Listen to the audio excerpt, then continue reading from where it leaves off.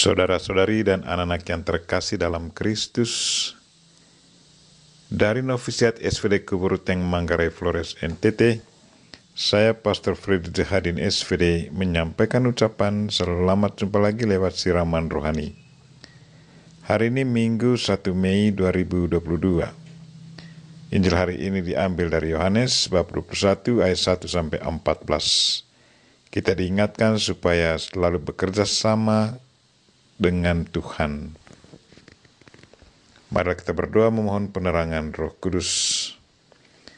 Dalam nama Bapa dan Putra dan Roh Kudus. Amin.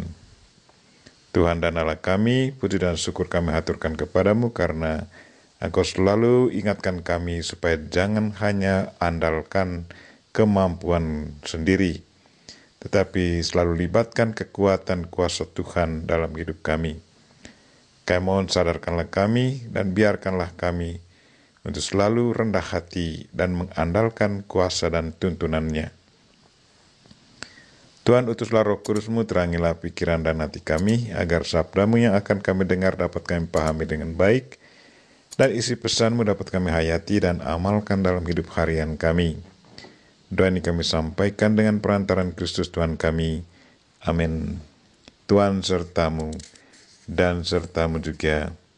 Inilah Injil Yesus Kristus menurut Yohanes. Dimuliakanlah Tuhan. Sesudah bangkit dari antara orang mati, Yesus menampakkan diri kepada murid-muridnya di pantai Danau Tiberias. Ia menampakkan diri sebagai berikut. Di pantai itu berkumpul Simon Petrus, Thomas yang disebut Didimus, Nathanael dari Kana yang di Galilea, anak-anak Zebedeus, dan 2 orang murid Yesus yang lain. Kata Simon Petrus kepada mereka, "Aku pergi menangkap ikan." Kata mereka kepadanya, "Kami pergi juga dengan engkau." Mereka berangkat lalu naik ke perahu. Tetapi malam itu mereka tidak menangkap apa-apa. Ketika hari mulai siang, Yesus berdiri di pantai. Akan tetapi murid-murid itu tidak tahu bahwa itu adalah Yesus. Kata Yesus kepada mereka, "Hai anak-anak, adakah kamu mempunyai lauk pauk?" Jawab mereka, "Tidak ada." Maka kata Yesus kepada mereka, "Tebarkanlah jalamu di sebelah kanan perahu, maka akan kamu memperoleh." Lalu mereka menebarkannya dan mereka tidak dapat menariknya lagi karena banyaknya ikan. Maka murid yang dikasihi Yesus berkata kepada Petrus, "Itu Tuhan." Ketika Petrus mendengar bahwa itu adalah Tuhan, maka ia mengenakan pakaiannya, sebab ia tidak berpakaian, lalu terjun ke dalam danau. Murid-murid lain datang dengan perahu karena mereka tidak jauh dari darat, hanya kira-kira 200 hasta saja. Dan mereka menghela jala yang penuh ikan itu. Ketika tiba di darat, mereka melihat api arang, dan di atasnya ada ikan serta roti. Kata Yesus kepada mereka, "Bawalah beberapa ikan yang baru kamu tangkap itu." Simon Petrus naik ke perahu, lalu menghela jala itu ke darat, penuh ikan-ikan besar, 153 ekor banyaknya. Dan sungguh pun sebanyak itu ikannya, jala tidak koyak. Kata Yesus kepada mereka, "Marilah dan sarapanlah." Tidak ada di antara mereka dan tidak ada di antara murid-murid itu yang berani bertanya kepadanya, "Siapakah engkau?"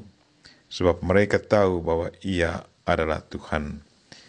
Yesus maju ke depan mengambil roti dan memberikannya kepada mereka.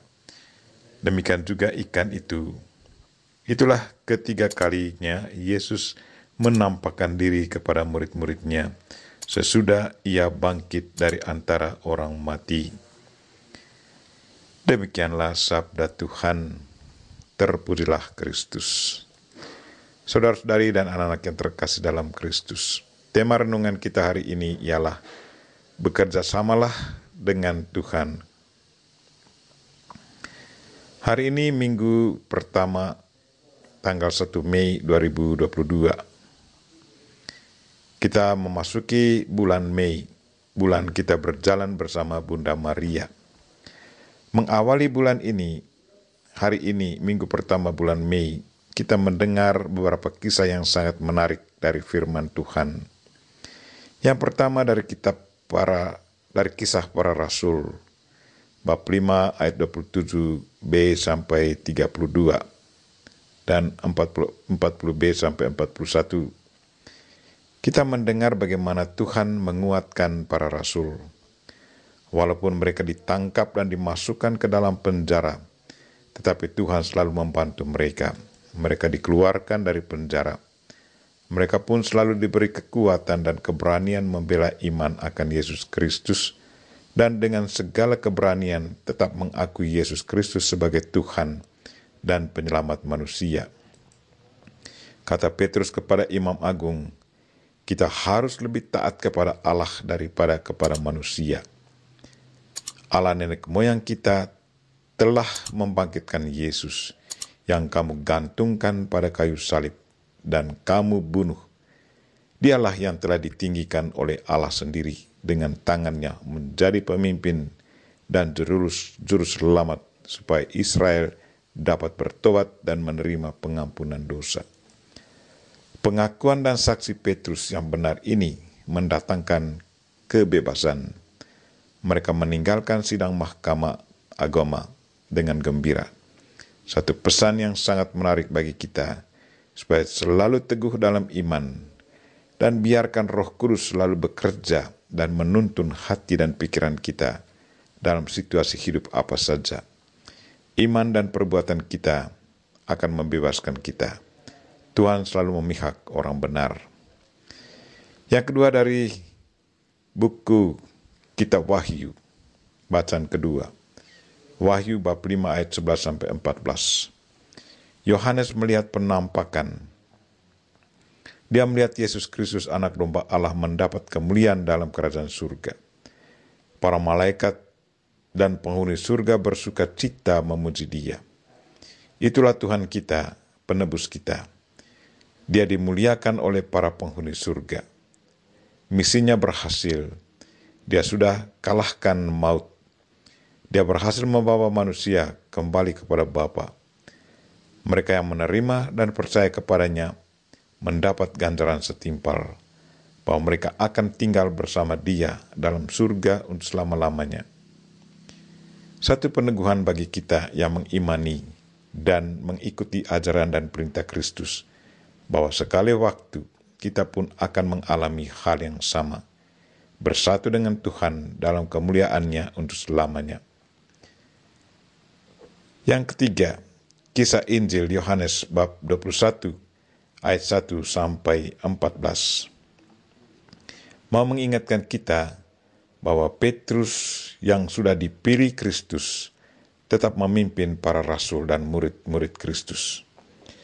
Petrus berkata, "Aku pergi menangkap ikan." Dan kata mereka kepadanya, kami pergi juga dengan engkau." Para rasul dan murid Yesus tetap mengakui Petrus sebagai pemimpin mereka. Ia tetap menakodai gereja perdana. Bersama para rasul dan murid Kristus menjalam manusia, membawa mereka kepada Kristus. Menjalam manusia tanpa Kristus pasti tidak menghasilkan apa-apa. Tetapi bekerja bersama Kristus, mengikuti ajaran dan perintah Kristus, pasti akan membuahkan hasil berlimpah. Itulah yang dialami oleh Petrus dan para murid dalam Injil hari ini. Semalam-malaman mereka keluar menggunakan kemampuan mereka untuk menangkap ikan, tetapi hasilnya kosong.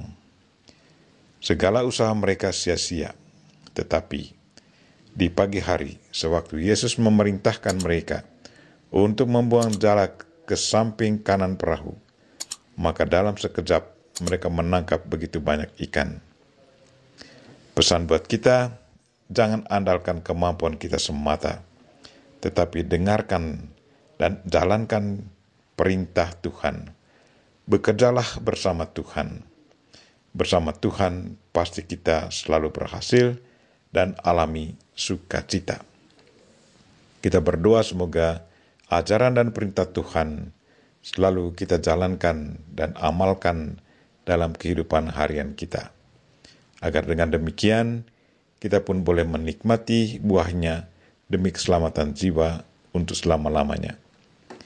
Marilah saudara-saudari dan anak-anak yang terkasih, berjalanlah bersama Bunda Maria dalam bulan Mei ini. Semoga bersama dia kita pun alami kemuliaan Tuhan dan rahmat berlimpah daripadanya. Amin. Marilah kita mohon berkat Tuhan. Tuhan sertamu dan sertamu juga. Semoga saudara sekalian dan mereka yang kita doakan pada hari ini, secara khusus orang sakit, dan segala aktivitas kita sepanjang hari ini diberkati oleh Allah yang Maha Kuasa, Bapa dan Putra dan Roh Kudus. Amin.